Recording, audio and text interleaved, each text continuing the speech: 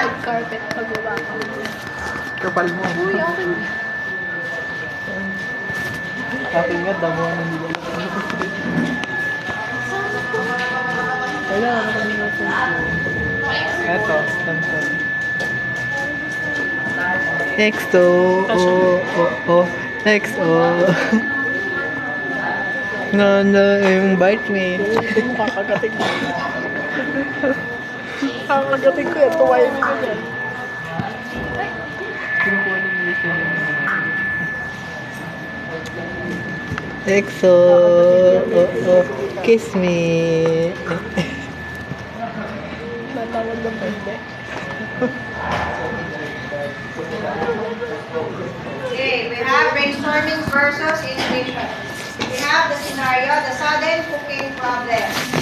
During a busy dinner service, the head chef discovers that the shipment of fresh tomatoes for the house specialty pasta has not arrived. The pasta is the most popular item on the menu and several customers have already ordered it. Okay. Give the solutions about the scenario. We will provide by brainstorming and another solution using intuition. Ano, Friday pa? Okay, these are the one solution using brainstorming. Balik tayo dito. Alright. Can you give me a solution for this? Alright. Quietly, analyze it. Yes, Toto? Give me a solution for this. During a busy dinner Read the service, situation. the head chef discovered that the shipment of fish Scenario, the study is going for from the house during a busy dinner service. pasta has not Then arrived. the Pasta chef is discovers that the most the popular item shipment of fresh tomatoes for the house specialty pasta has not arrived. The pasta is the most popular item on the menu.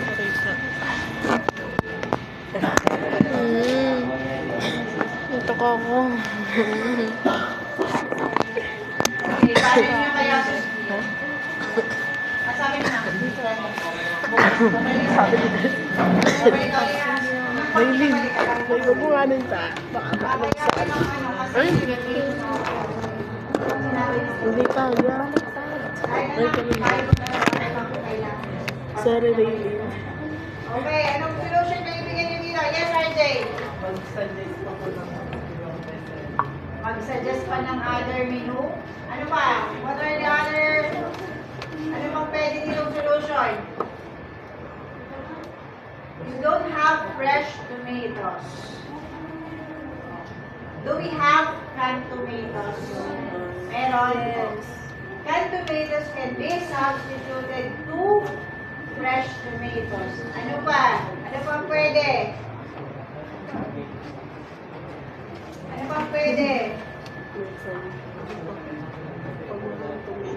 Ano pa?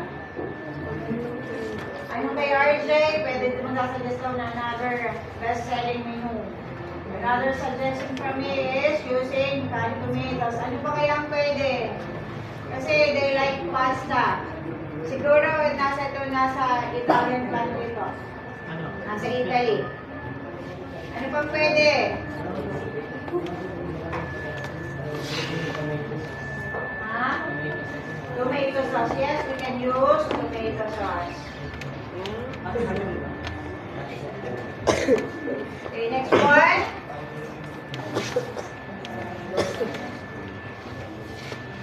Okay, we have the analytical techniques in problem solving. First, we have the analytical technique.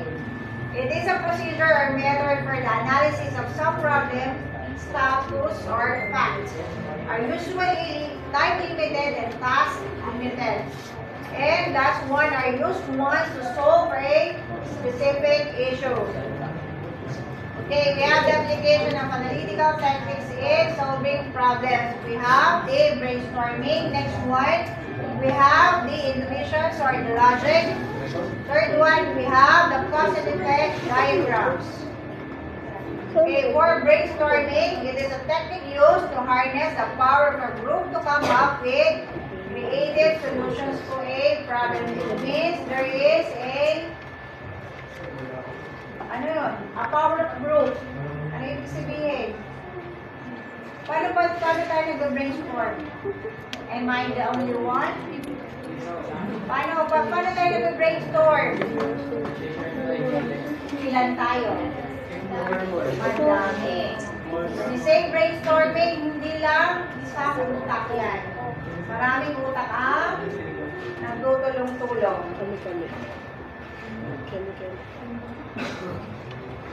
Okay, we have the intuition sorting logic. It is what we use to handle everyday problems such as predicting limb positions and controlling muscle movement to understand and generate speech, to read, to analyze what we see, etc. Sinabi ng intuition. Naisip lang natin na it's not the actual solution to a problem. Parang agam-agam lang natin. Okay, the last one, we have the cause and effect diagrams. It is a tool that helps identify, sort, and display possible causes of specific problem or quality characteristic. Can you give me a problem? Anong dahilan? Ano ang solusyon? Ano pa lang dahilan? Ano magiging epekto? For example, naubusan kayo ng mantika. Anong gagawin nyo? Anong itatlo pa na nun? Bibili. Anong epekto? Anong mantika? Hindi mo makakapag-print. Hindi Luto. Bibili mo tika. So, ano? Anong gagawin mo sa itlog?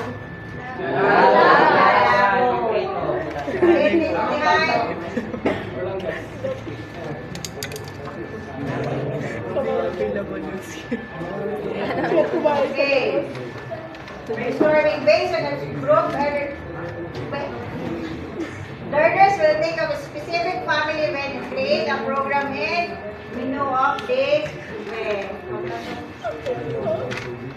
Saan dyan natin gagawin?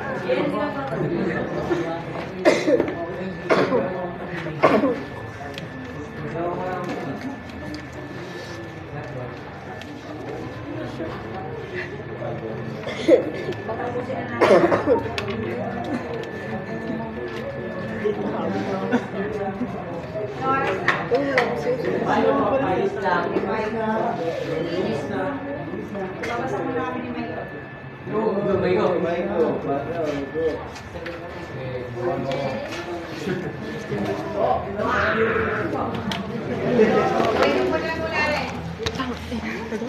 Gawin daw muna, putang ina.